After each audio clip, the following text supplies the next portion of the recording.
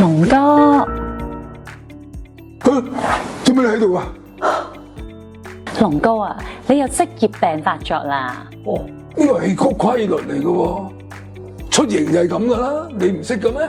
我知，欲前先後，欲左先右啊嘛。嗱，點解出營一出親去一定係望咗衣雙角先唔見啦？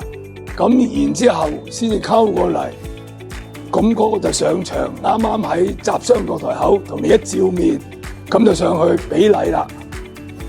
俾完禮之後請佢入去啦。就算你係4個賀客嚟飲嘅，你都係咁樣請入去。但係呢個公主身份好大，咁所以你哋上前咧就一定係有個紮鼓俾你一一先，然之後請，咁個公主就斯斯然咁入去。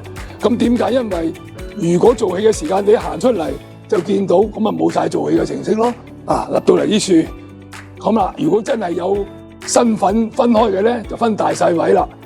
嗰個去大位，你就去細位。主導。